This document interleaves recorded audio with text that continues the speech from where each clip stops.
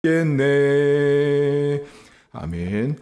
오늘 함께 보실 말씀은 마가복음 10장입니다. 10장 1절부터 12절까지의 말씀입니다.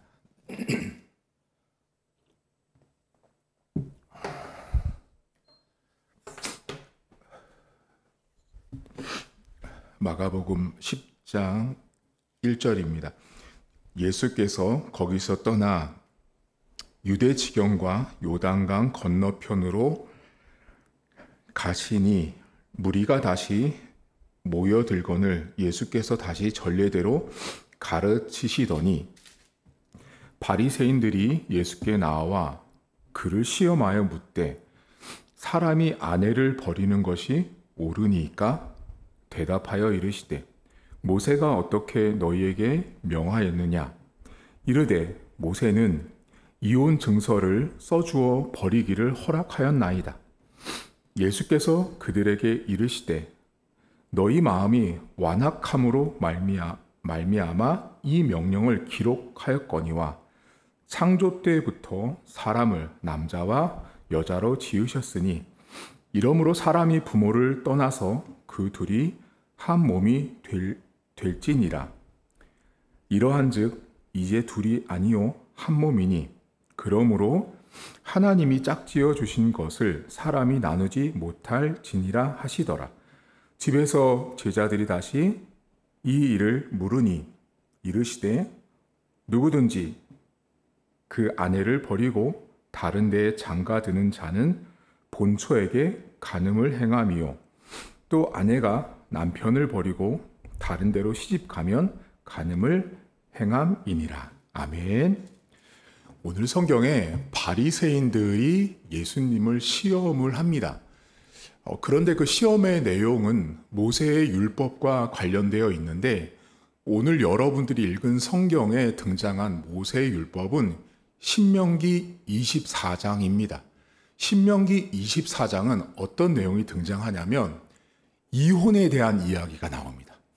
남녀, 부부가 헤어지는 이혼과 관련된 율법이 나오는데 모세의 율법에는 언제 이혼을 할 수 있었냐면 오늘 예수님께서 모세의 율법에 뭐라고 기록되어 있냐라고 묻죠. 바리새인들에게. 이 모세의 율법에는 신명기에 보면 어떻게 나와 있냐면 결혼하려고 여자를 자기 집으로 데려왔는데 신명기 24장에 수치를 발견하거든이라는 표현이 나옵니다. 신명기 24장에 자, 수치를 발견했다라는 건 뭐냐면 그 여인을 결혼하기 전에는 몰랐는데 결혼하고 나서 이제 드러났는데 그 여자가 뭐 간음을 했다거나 음란한 짓을 했다거나 이런 불법한 행위가 발견되었을 때만 최소한 그때만 이혼 증서를 써서 아내 손에 쥐어주고 당신 집으로 돌아가십시오 하면 이혼이 됐어요. 그게 신명기 24장에 나온 여인과 남자가 헤어질 때의 규례, 율법이었어요. 자, 그런데 오늘 바리새인들이 예수님께 와서 뭐라고 질문을 던지냐면 아내를 버리는 것이 옳습니까? 라는 질문을 합니다. 자, 이 질문에는 되게 많은 것이 담겨 있는데요. 바리새인들이 지금 예수님께 와서 아내를 버리는 게 옳습니까? 라는 말은요. 제가 지금 말하는 걸 들어보세요. 이런 표현이 담겨 있을까요? 예수님, 아내를 어찌 버릴 수 있습니까? 아내를 버리면 안 되죠. 아내랑 평생을 소중하게 귀하게 살아야 되는 게 맞기 때문에 아내를 버리는 것이 옳다고 생각하십니까? 아니죠. 그건 절대 옳은 일이 아닙니다. 라는 표현이 담겨 있지 않아요. 지금 제가 말한 거는 바리새인들이 지금 예수님 앞에 아내를 버리는 게 옳습니까? 라는 말 속에는 제가 방금 말씀드린 그런 소중함, 귀함을 이렇게 생각하는 마음이 없고 철저하게 자신들 편의를 따라서 아내를 버리는 게 옳으냐? 예수님의 말을 듣고 싶은 거죠. 그 내면에 뭐가 있냐면 아내 버릴 수 있다라는 거예요.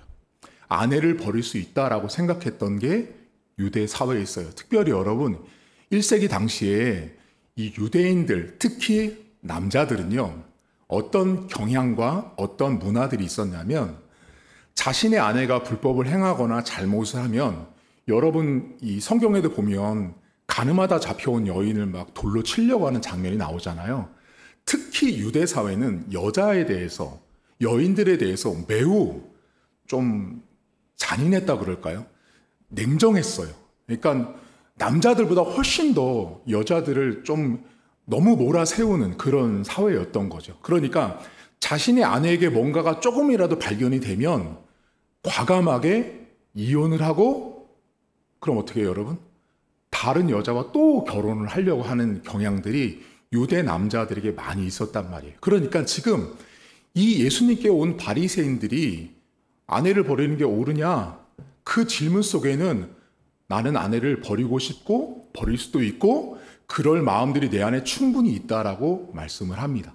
말을 하는데, 그랬더니 예수님이 뭐라 그래요? 그래? 근데 모세율법에 뭐라고 나왔어 그랬더니 수치를 당할 때만 이혼 증서를 쓰라고 신명기에 나와 있잖아요, 여러분. 그런데 지금 이 바리새인들의 질문 안에 허점, 약점이 있어요. 그게 뭐냐면 아내를 버리는 게 옳습니까? 라는 말을 하려면 반드시 신명기에 나왔던 그 기준이 뭐냐면 수치가 무엇으로 발견되었는지가 언급돼야 돼요. 그러니까 신학자들이 지금 이 바리새인들이 예수님 앞에 질문한 이 질문의 내용의 허점이 뭐냐면 수치를 발견했다. 수치가 이것이다라는 말이 빠진 거예요. 한마디로 말하면. 그러니까 율법을 말하는데 반쪽만 말한 거죠. 반쪽만. 어떤 수치를 당했느냐, 수치가 무엇이냐 이런 건 말하지 않습니다. 그런데 예수님께서 아내를 버리는 게 옳습니까? 라는 이 바리새인들의 질문의 의도를 너무나 잘 아셨기 때문에 그래, 수치가 뭔데, 어떤 수치를 발견했는데 라는 말로 답을 하지 않으시고요. 전혀 다르게 답을 하세요. 그게 뭐냐면 창세기로 넘어가시는 거예요. 태초에 하나님이 세상을 만드셨을 때 여자와 남자를 만들고 부모를 떠나서 하나가 되게 하셨다라는 말로 답을 주시는 거예요. 그러니까 예수님의 답변을 잘 보셔야 돼요. 예수님의 답변이 수치가 뭐였는데라는 질문을 하시지 않는 거예요. 그러니까 저 사람들이 지금 의도를 아셨기 때문에 그 의도에도 말려가지 않고, 야, 하나님이 원래 부부를 만들고 가정을 만들 때는 이혼하라고 만든 게 아니라 하나가 되고 한 몸이 되라고 만든 게 가정이고 부부야 라고 예수님이 딱 말씀하시는 거예요. 자, 그러면 지금 이 바리새인들이 아내를 버리면 옳습니까? 라는 말은 조건이 뭐였죠? 아까 전에 여러분 신명기에 수치가 있어야 되는 거예요. 수치가. 그러니까 최소한으로 이혼 증서를 써주는 건 정말 최소한의 경우에만 써주는 거였어요. 한마디로 말하면 예수님도 하나님도 이혼을 금지하는 거예요. 여러분 사실은. 이혼을 하면 안 되는 거예요. 성경이 말하는 이혼 관계는 예수님이 이혼을 해라. 정말 어려울 때는 하되 그거 뭐냐면 정말 최소한인 거예요. 그 최소한도 불법, 부정을 행했을 때만이지 하나님이 처음에 의도했던 목적은 이혼이 목적이 아니라는 거죠. 그래서 그 한 몸이 되는 이야기를 지금 우리가 여러분 예시장을 많이 쓴 이 성경 구절이 나온 이유가 하나님의 목적은 이혼이 아니라 하나가 되는 거야 라고 딱 말씀을 하세요. 오늘 여러분과 제가 우리가 적용해 볼 게 있는데요. 지금 이 바리새인들이 하고 있는 이 시험하고 있는 모습들이요. 우리 삶에 되게 교묘하게 들어와 있는데 그게 뭐냐면요. 하나님이 정말 최소한으로 주신 게 있는 거예요. 그 최소한이 뭐냐면 여인이 수치를 당했을 때만 이혼 증서를 써주고 이혼할 수 있게 만드신 거예요. 최소한 그때만. 아무 때나 갔다가 다 이혼하는 게 아니라 최소한 그 경우만인데 우리가 이 본문 속에서 부부관계 이혼 이야기보다 더 많이 나눌 게 많은데 그것이 뭐냐면 하나님이 우리에게 여러분 주신 최소한의 것들이 되게 많거든요. 여러분 여쭤볼까요? 이런 생각을 안 해보셨을 거예요. 여러분 최소한을요. 하나님이 일주일에 딱 한 번만 주의를 드리라고 하신 거예요. 최소한 한 번 주일 드리시고요. 만약에 여러분 주일이요 최소한 일주일에 3번이라고 생각하시면 어떨 것 같아요? 하나님이 최소한으로 인간에게 주신 것들이 있단 말이죠. 헌금도, 봉사도, 가정도 최소한으로 우리가 지켜야 될 게 있는데 이게 근데 사람들이 그걸 악용하죠. 정말 하나님 우리에게 주신 거는 딱 극히 일부분이에요. 11조 정말 극히 일부분. 일주일 중에 여러분 만약에 날짜로 쳐보세요. 일주일인데 우리는 하나님께 딱 하루밖에 안 드리거든요. 6일은 몽땅 우리가 쓰잖아요. 수치로 수학적으로 계산해봐도 우리가 더 많은 날짜를 갖고 있단 말이죠. 근데 하나님이 최소한 한 번만 드려. 제가 여러분 쉽게 이해돕기 위해서 말씀을 드리는 거예요. 그러니까 바리새인들은 정말 최소한 수치를 봤을 때만 이혼 증서를 써줬는데 그걸 가지고 와서 예수님 앞에 당당하게 지금 이혼하고 싶다, 버릴 수 있다, 버리겠다 라고 말을 하고 있는 거예요. 여러분 우리가 하나님이 우리에게 주신 건요 사실은 잘 생각해 보면 제가 볼 때요 정말 최소한의 것을 우리에게 허락하시고 살게 하셨다고 저는 봐요. 만약에 하나님이 원하는 분량만큼 우리에게 많은 것들을 요구하셨잖아요. 그러면 저는 이런 생각했어요. 만약에 하나님이 율법에 아침에 새벽 기도를 무조건 5시부터 드려서 8시까지 새벽 기도를 하고 직장 출근해라. 그럼 여러분 신앙생활 할 사람 없을걸요? 주일도 토요일도 야 일주일이니까 니네는 6일이고 나는 하루니까 우리 공평하게 하려면 3.4일씩 나눠서 갖자. 니네 3.4일 갖고 나 나머지 가져서 나머지 내가 주일 할게. 나머지 일주일 니네 써. 하나님이 그렇게 안 했단 말이죠.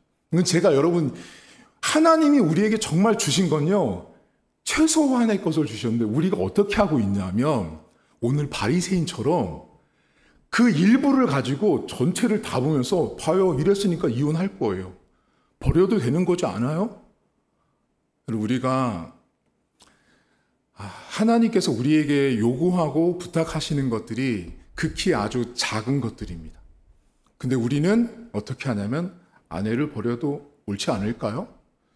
하나님 이 정도 헌금, 이 정도 예배생활, 이 정도 봉사, 이 정도 헌신 괜찮지 않을까요? 사실은 어떤 말이에요? 안 하고 싶다는 거죠. 봉사 안 하고 싶어요. 헌금 안 하고 싶어요. 예배 안 드리고 싶어요. 기도 안 하고 싶어요. 라는 말이요. 지금 오늘 본문에 바리새인들이 예수님께 나와서 했던 아내를 버리는 게 옳으냐라는 말과 거의 같은 말이에요. 오늘 여러분 하루를 우리가 살아가시는데 하나님이 우리에게 맡겨주신 하루는요. 어쩌면 아주 작은 극히 일부분 우리가 능히 감당할 수 있는 하루라고 저는 생각을 합니다. 그리고 여러분 인생 가운데 주어져 있는 많은 일들은 어쩌면 모세율법에 정말로 아주 극히 일부분 수치를 당하는 일만 있을 때만 이혼 증서를 써주라고 했음에도 불구하고 우리는 너무 그것을 과대 포장하고 확대해서 많은 부분까지 적용하고 합리화해가지고 하나님의 일을 안 하려고 하거나 하나님의 일을 내가 맞다는 식으로 해석할 때가 많이 있습니다. 이 바리새인들은 이혼에 대한 관점들을 율법적으로 해석한 자들이 아니라 자기들 관점으로 해석한 자들이었어요. 그러니 수치는 쏙 빼고 아내를 버려도 옳지 않겠습니까? 라고 질문을 던지고 있다라는 것입니다. 오늘 하루 여러분들 삶에 하나님, 제가 누리고 있는 것이 많습니다. 받은 것이 많습니다. 하나님께서 원하시는 것은 처음부터 깨지는 게 아니고 하나가 되는 것을 요청하셨는데 우리가 엉뚱하게도 하나님께서 원하시는 뜻과는 위배되고 배치되는 삶으로 살아가고 있음을 좀 보시면서 여러분에게 주신 최소한의 하루, 여러분에게 주신 최소한의 주일, 최소한의 헌금, 최소한의 헌신과 봉사가 하나님이 우리를 너무 아끼시고 사랑하셔서 주셨다는 것들을 좀 잊지 않는 그런 하루가 되었으면 좋겠습니다. 하나님 아버지, 바리새인들은 이혼을 해도 된다고 생각했습니다. 아니, 이혼하고 싶었습니다. 아니, 그들은 다른 여자를 얻고 싶었습니다. 분명히 모세율법에는 수치를 당했을 때만 이혼 증서를 써주라고 했는데 그들은 수치를 당하는 부분들은 어떤 수치를 만났는지, 어떤 수치를 그 아내에게 가지고 있었는지는 전혀 언급하지 않고 아내를 버릴 수 있다, 아내와 이혼할 수 있다라고 생각하는, 정말 하나님께서 이혼이라는 것을 원한 게 아니라 정말 이혼을 하게 된다면 최소한 수치를 봤을 때만이라고 허락을 하셨습니다. 근데 오늘 하나님 많은 신앙인들이 그 최소한의 것을 가지고 모든 신앙생활에 적용을 하는 사람들이 있습니다. 하나님이 정말 허락하신 건 최소한입니다. 주의를 지키는 거, 헌금 생활하는 거, 봉사하는 거, 우리가 기도 생활하는 모든 것들은 어쩌면 하루에 24시간, 1년의 모든 시간들을 다 합쳤을 때 정말 최소한으로 우리가 하고 있는 삶인데도 불구하고 우리는 그 최소한을 가지고 너무 확대하고 너무 내 편의적으로 신앙을 해석할 때가 많이 있습니다. 하나님 아버지, 바리새인처럼 아내를 버리는 게 옳습니까? 아니, 그 내면 안에 있는 옳다라고 말하고 있는 그 바리새인처럼 우리가 신앙생활을 살아가지 않길 원합니다. 이들의 의도는 옳습니까? 라는 질문 속에 예수님의 정확한 정답을 원한 게 아니라 자신들이 생각하는 답이 옳다라고 말하는 사람들이었습니다. 하나님, 오늘도 우리 인생을 돌아보며 내가 받은 최소한의 하나님의 백성으로 살아가는 하루 될 수 있도록 도와주시고, 시간도 물질도 가정도 내가 살고 있는 모든 것들은 전부 다 하나님 나에게 주신 최소한의 거리라는 것을 기억하게 하시고, 그것을 가지고 우리가 모든 것들을 적용해서 하나님 이렇게 해도 되지 않아요? 안 해도 되잖아요.